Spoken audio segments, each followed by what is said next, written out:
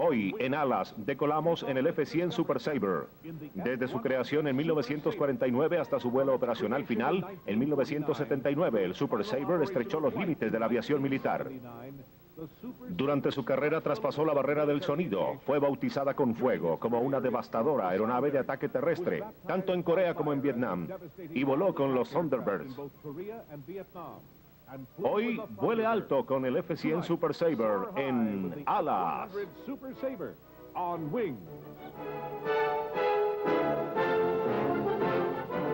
Alas.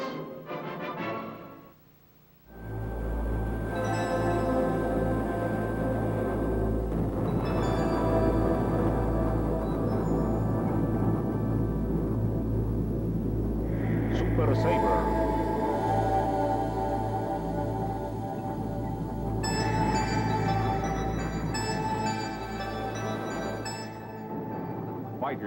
Escuadrones de batalla volando más rápido que la velocidad del sonido. Los pilotos combatían a kilómetros por encima de la tierra. Era un concepto verdaderamente fantástico, pero cuando los primeros F-100 Super Sabre fueron entregados a la Fuerza Aérea de Estados Unidos en 1953, esa fantasía se convirtió en realidad. Hasta entonces, los únicos aviones que habían roto la barrera del sonido eran naves experimentales. Con la llegada de los F-100, la era de combates aéreos supersónicos se había iniciado de verdad. Su arribo estuvo pleno de acontecimientos.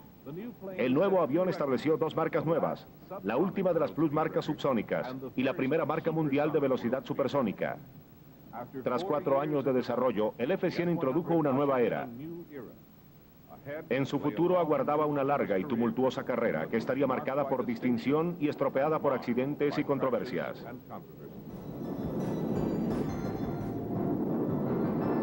El sobrepasar la barrera del sonido fue un logro histórico y el F-100 marcó la línea divisoria entre la primera y la segunda generación de cazas jet.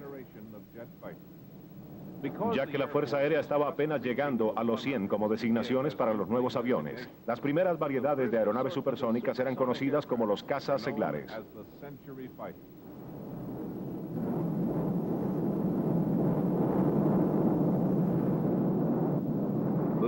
Estos cazas seglares eran famosos e incluían el F-105. Pero fue desde las cabinas de los F-100 Super Sabres que los pilotos de los Thunderbirds finalmente escogerían hacer sus magias acrobáticas.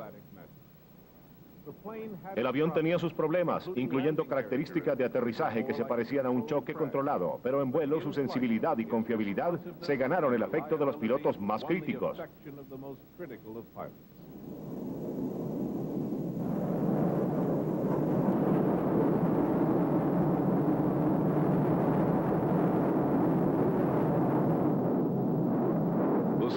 El Super Sabre fue producto de un muy distinguido equipo de diseñadores.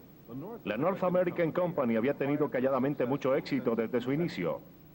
La compañía no había sufrido trastorno alguno desde 1935. Y dentro de esta atmósfera tan estable, los diseñadores fueron animados a arriesgarse en el desarrollo de la aviación. El Super Sabre nació en 1949. Cuando los diseñadores comenzaron a esforzarse para dar el siguiente paso gigante hacia el futuro, el rompimiento de la barrera del sonido.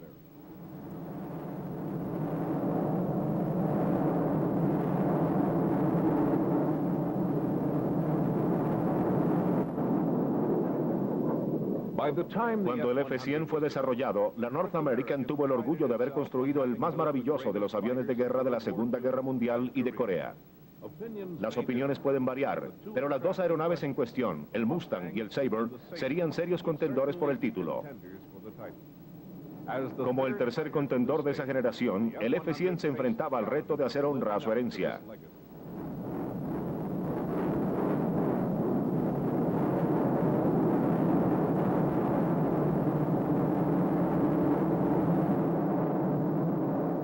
El primer caza de la compañía fue un clásico. El Mustang P-51 fue una verdadera leyenda. Había establecido firmemente el nombre de la compañía en el mundo de la construcción de aeronaves de combate. En los mercados europeo y pacífico, el Mustang había dejado su marca como un magnífico avión de escolta y como nave de ataque. Cuando voló por primera vez en 1940, estaba a la cola de una larga fila de aviones de caza impulsados por hélices y era uno de los mejores en haber volado.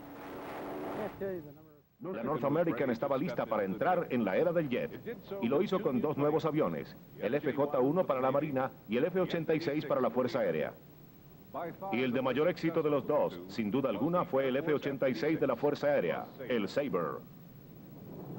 Para esos días la compañía estaba tan confiada que el F-86 fue demorado más de un año para que los diseñadores solucionaran los problemas de darle al avión extensas alas y cola. La estabilidad de la North American, junto con su prosperidad, le permitían tomar esos riesgos, y el resultado devolvió con creces la inversión y la paciencia de la compañía. Los Sabre entraron en producción en serie en 1949, llegando justo a tiempo para su bautizo de fuego en Corea. The F-86 first went into service in Korea in December 1950. By that time, the Air Force had run into stiff opposition from MiG-15s, which were clearly outperforming other American jets. In mortal struggles over the Korean landscape, the newly arrived Sabre established combat superiority over the Russian plane. Better training and tactics, along with technology, were what really carried the day.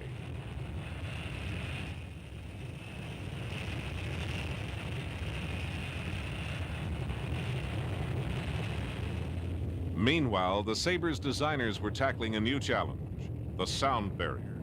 Work commenced in 1949 and progressed rapidly through 1950. Early experiments in extending the capability of the Sabre merely revealed the limitations of its design. The engineers quickly returned to a blank sheet of paper and in the end developed a totally new and much larger aircraft. In January 1951, the Air Force gave the nod to this new design. Soon after, the F-100 Supersonic Dayfighter was launched into production. No experimental or X-aircraft were ever built. Experimental fue construida, sino que el primer F-100 sería el prototipo de producción o avión Y. Con la típica confianza de la North American, esta nave fue directo del papel a la construcción, 3 meses antes que la Fuerza Aérea.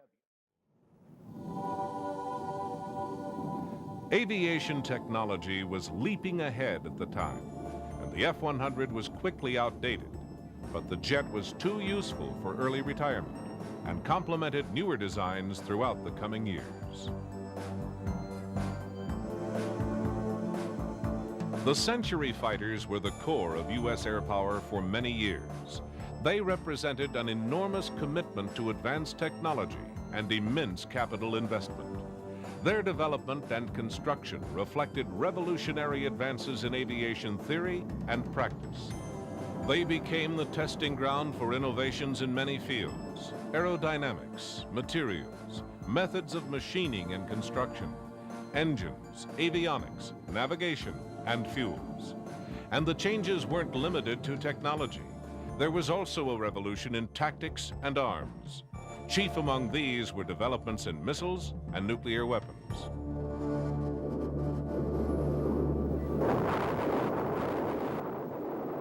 Con el tiempo, el F-100 encontró su lugar como bombardero de ataque.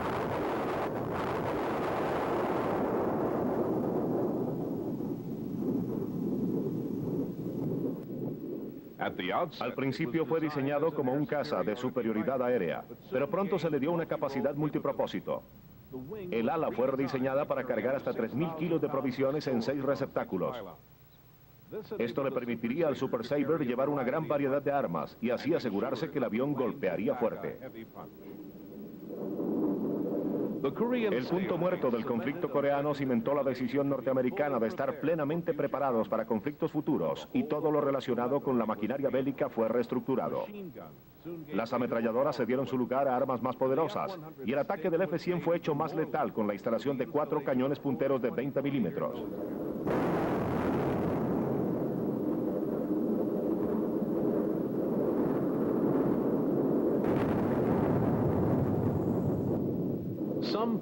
Algunos teóricos predijeron que las bombas sin guía serían reemplazadas por misiles.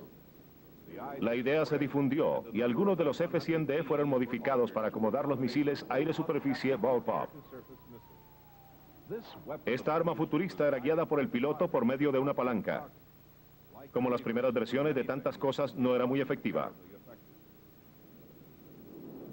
La experiencia demostraría que la bomba sin guía tenía una considerable ventaja en costo sobre los tan complejos misiles, y estas nuevas armas resultaron ser demasiado costosas para uso generalizado. No obstante, su relativa exactitud era considerada esencial en algunas situaciones de combate.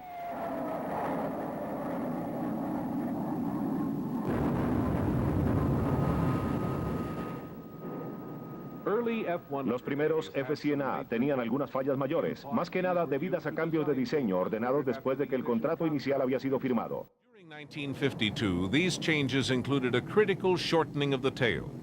This left the plane with very bad roll coupling problems, and after 6 major accidents, the F-100s were grounded.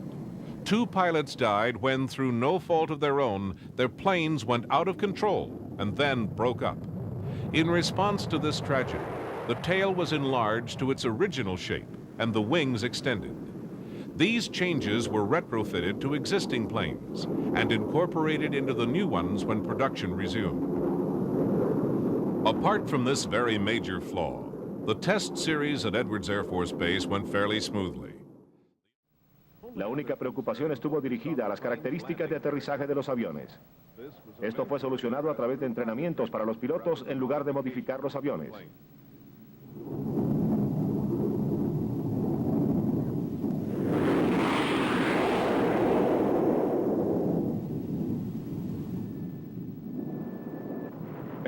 Experimentos de decolajes en distancias cortas también se llevaron a cabo en Edwards.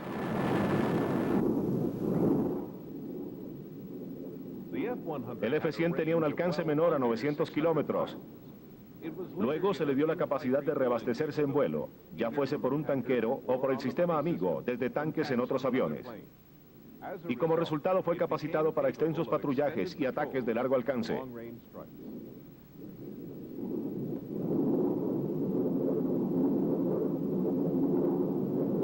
203 F-100A fueron construidos y los primeros 70 fueron entregados antes que los problemas de giros y acoplamiento fueran corregidos. El arreglo de estos retrasó el programa y no fue sino hasta la primavera de 1955 que su construcción fue reanudada.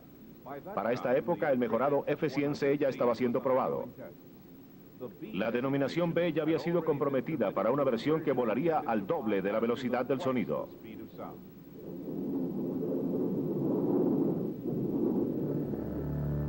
Los problemas de diseño no estaban limitados a las potencialmente mortales fallas de control que se experimentaban a altas velocidades. A bajas velocidades, el avión podía ser también implacable. Aquí el piloto se ha dado cuenta que sobrevolaba su punto de aterrizaje y frenéticamente intentaría levantar el avión. Acelerando demasiado rápido inducía el motor a apagarse y luego de una serie de correctivos agravaría su problema. Este incidente no fue el único, y el término Saber Deudas obtuvo un nuevo y más oscuro significado.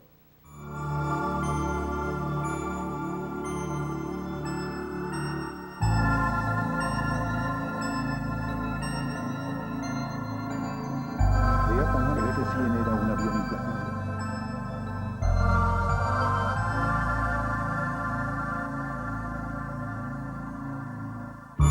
The F-100 design was not necessarily flawed.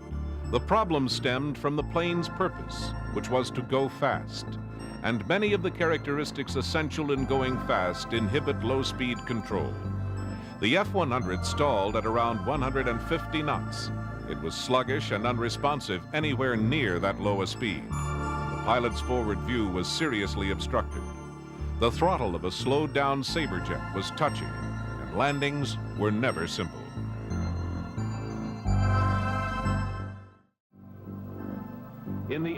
A final de cuentas, estos problemas de baja velocidad nunca fueron corregidos completamente y se convirtieron en otra posibilidad mortal que los pilotos tuvieron que soportar y convivir con ella. El entrenamiento, la experiencia y el instinto de supervivencia mantuvieron el promedio de accidentes bajo, y la mayoría de los pilotos encontraron que era mejor forzar el fuselaje con aterrizajes a altas velocidades que meterse con el F-100 a bajas velocidades.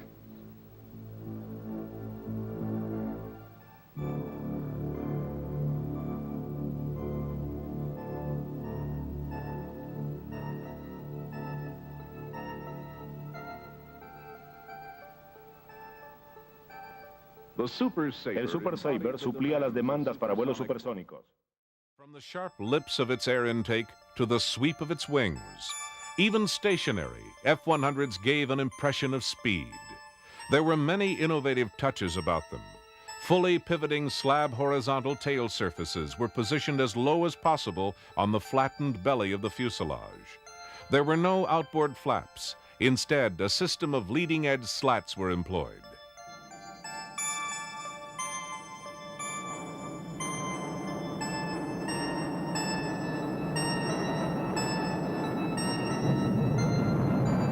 Throughout its career, the F-100 had the type of problems to be expected of such an advanced design. In some ways, it was an adventurous experiment. North Americans selflessly circulated information about these problems throughout the American aerospace industry. Though it was information obtained through costly research and analysis, the company passed it on nevertheless. Because of this, the industry as a whole advanced, and mistakes were seldom repeated. North American and most Super Sabre pilots were well pleased with the plane.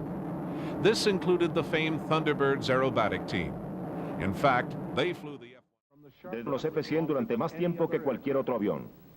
Esta lealtad era de raíces profundas. Cuando les entregaron sus nuevos aviones, los F-5, y viendo que no eran lo que esperaban, rápidamente regresaron a su Super Sabre.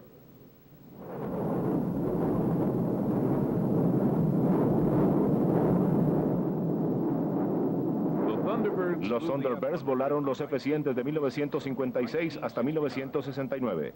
Comenzaron con los 6 primeros modelos C, pero se quedaron con el F-100 de ahí en adelante. No era necesario decir que llegaron a conocer cada virtud y cada vicio que la aeronave tenía. Okay, Thunderbirds, let's do a loop.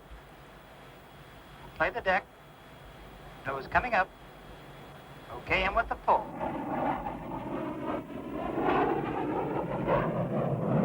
Right on in.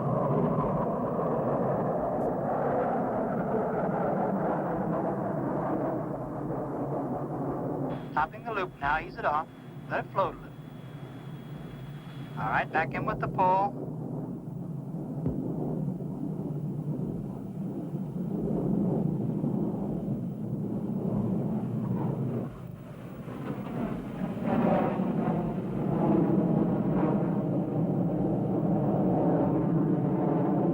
Now let's ease it off and play the deck.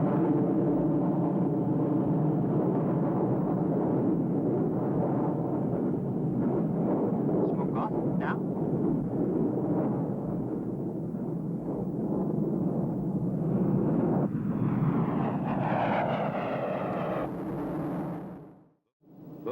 Los Thunderbirds también escribieron un capítulo triste dentro de la historia del F-100. Después de un accidente durante una de sus exhibiciones, las posteriores investigaciones determinaron que las alas tenían problemas de fatiga. Se sospechaba que algunos de estos aviones que cayeron en Vietnam pudieron haber tenido los mismos problemas. Este diagnóstico fue remediado inmediatamente, salvando a otros pilotos de un destino similar.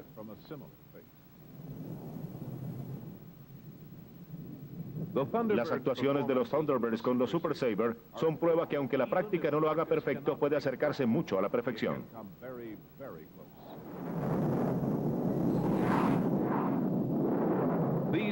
Estos emocionantes aviones no eran supermodelos especialmente construidos, eran comunes y corrientes, mantenidos y volados para un propósito específico. Los Thunderbirds exageran y adornan maniobras comunes como una secuencia coreográfica que aparenta llevar a los aviones hacia unas condiciones extraordinarias. Pero cada piloto es un profesional, y la prueba está en que su habilidad sea igual a la del avión.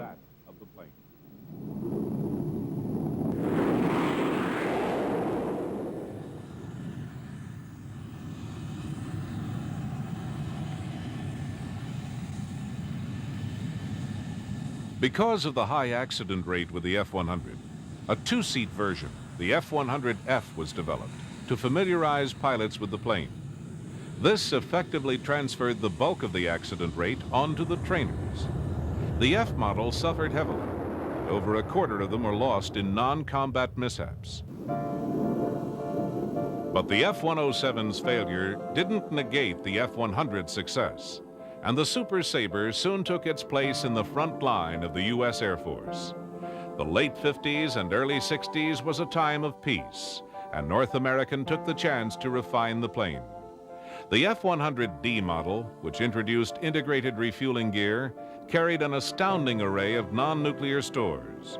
Over 75 weapons, bomb racks, ECM pods, launchers for rockets, mines, flares, and sundry other attachments were compatible with the plane. The D had a number of significant adjustments, including landing flaps, greater wing area, and a taller tail. Over the years, the C and D models appeared in a number of mini variations, some with different cockpit layouts.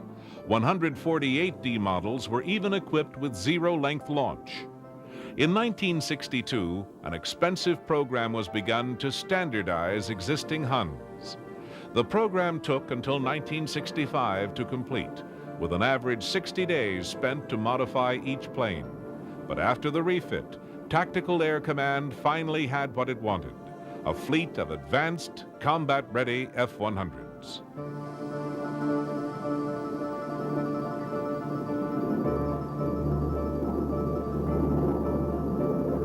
The F-100 went to war on the 9th of June, 1964. Sent to strike a target in the tiny nation of Laos, 8 pilots flying F-100Ds attacked a Pathet Lao stronghold in a reprisal raid. This was in retaliation for the shooting down of a Navy reconnaissance plane.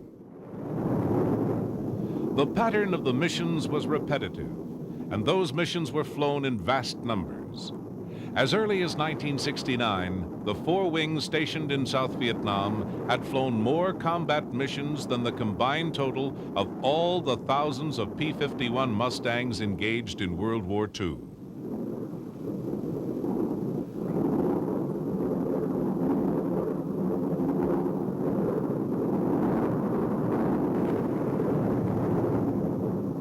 The intensity never let up, and airfields in South Vietnam became the busiest in the world. In January 1967, figures for the base at Bien Hoa showed 65,000 takeoffs and landings.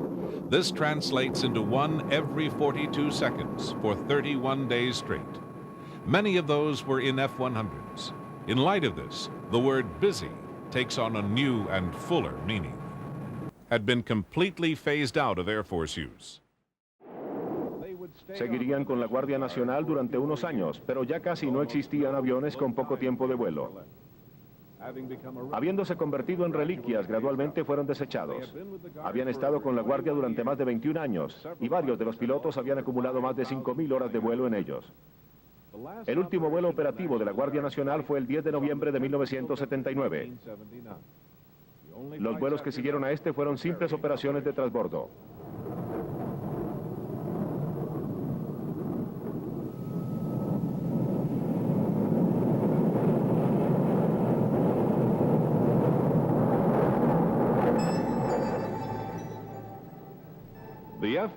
El F-100 ya es algo del pasado.